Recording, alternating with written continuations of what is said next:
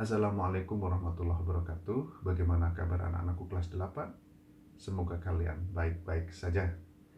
Materi bab 1 untuk kelas 8 adalah pola bilangan. Apa saja yang akan dipelajari pada pola bilangan? Simak video pembelajaran berikut ini. Bilangan. Nah, sebelum kita belajar ke sana, pola bilangan adalah sekumpulan bilangan yang memiliki pola yang sama dan teratur ya. Nah, contoh beberapa pola bilangan nih, misalnya pola bilangan ganjil. Nah, ini polanya teratur nih, dia selalu bilangan ganjil 1, 3, 5, 7, 9, dan seterusnya. Dia punya rumusnya adalah UN ya, atau suku ke N. Jadi, UN, nah ini adalah suku ke N ya. Jadi kalau U1 ini adalah berarti suku pertama. Berarti kalau U3 ini berarti adalah suku ketiga gitu ya. Nah, kemudian pola bilangan genap 2, 4, 6 dan seterusnya. Ada pola bilangan segitiga 1, 3, 6, 10, 15 dan 21 gitu ya. Ada pola bilangan persegi atau pola bilangan kuadrat. Ada juga persegi panjang. Oke ya. Ini beberapa contoh pola bilangan yang ada gitu ya. Nah, terus gimana sih cara menentukan suku suatu pola bilangan? Nah, sebetulnya ada dua cara nih. Di video kali ini kita akan belajar satu cara. Di video berikutnya kakak akan mengajarkan cara yang lain. Gitu ya. Untuk menentukan suatu suku tertentu pada suatu pola bilangan, kita bisa menganalisa ya secara sederhana.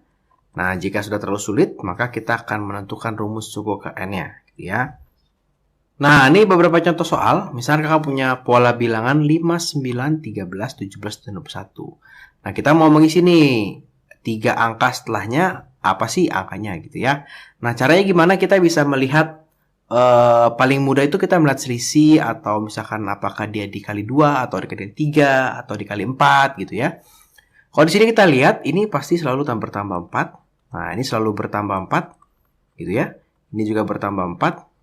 Nah, ini juga bertambah 4. Nah, artinya suku berikutnya juga pasti ini bertambah 4. Berarti 25 gitu ya, bertambah 4 lagi berarti 29, bertambah 4 lagi berarti ini 34 gitu ya. Ini cara kita bisa melihat seperti ini gitu ya. Jadi 21 tambah 4 25, 25 tambah 29 ini berarti 33 gitu ya, 33 gitu ya, bukan 34. Nah, atau juga bisa berkurang, misalkan dari 61 menjadi 54 ini berkurang berapa ya? Berkurang 7 ya. Nah, kemudian berkurang 7 lagi. Nah, ini kemudian berkurang 7 lagi. Nah, berarti ini berkurang 7 lagi menjadi 33 gitu ya. Berkurang 7, kemudian berkurang 7 lagi. Berarti menjadi berapa tuh kalau berkurang 7 lagi?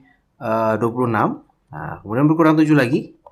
Nah, menjadi 19 gitu ya. Jadi dia akan berkurang 7 terus gitu ya. Kita coba contoh lagi soal berikutnya. Nah, misalnya seperti ini. Nah, ini 3 ke 6. Diapain ya supaya 3 jadi 6? Boleh tambah 3. Nah, tapi kalau ini kita tambah 3 lagi, nggak bisa ya. Nah, ini tidak teratur nih. Berarti polanya bukan tambah 3. Kita mesti memikirkan pola yang lain. Ya, kalau membesar kita pikirkan misalkan dikali.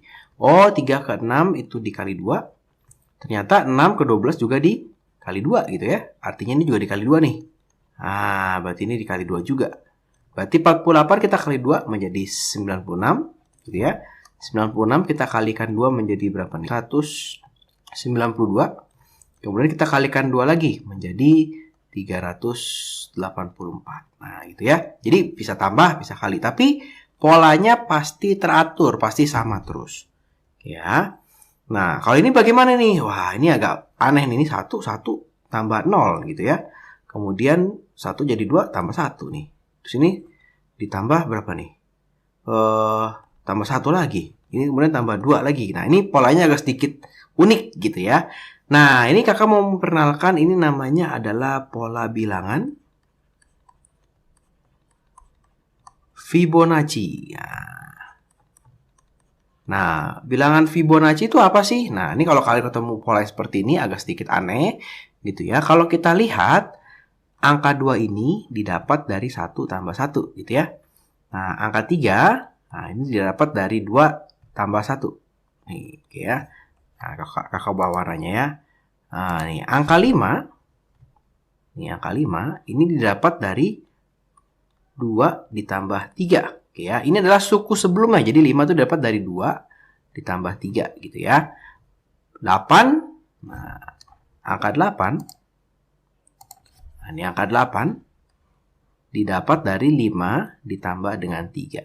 Nah, artinya berikutnya adalah berarti 8 tambah 5, berarti 13 gitu ya.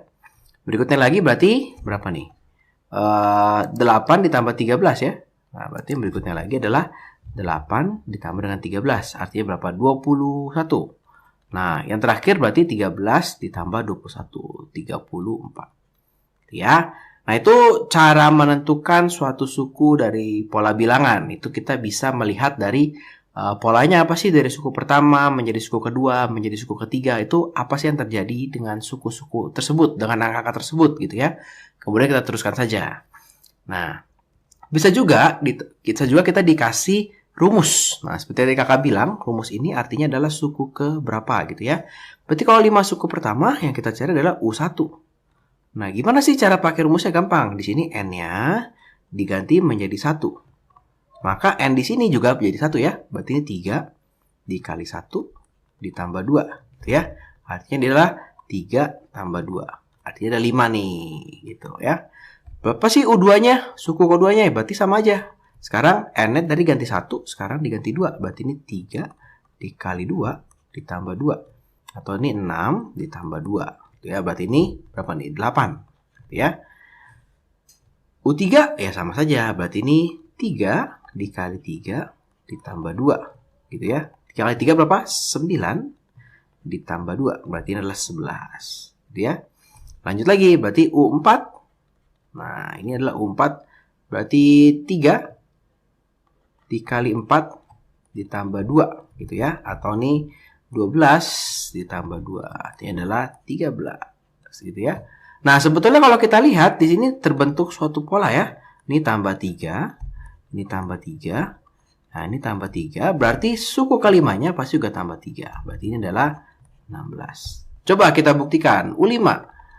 3 dikali 5 ditambah 2. Oh, ini 14. Sorry. 14. Ini berarti 17. Gitu ya. Berarti ini adalah 15 ditambah 2. Nah, betul ya? 17 ya? Nah, berarti boleh saja di tengah jalan, kalau kita sudah ketemu polanya, kita boleh melanjutkan dengan pola tersebut. Gitu ya.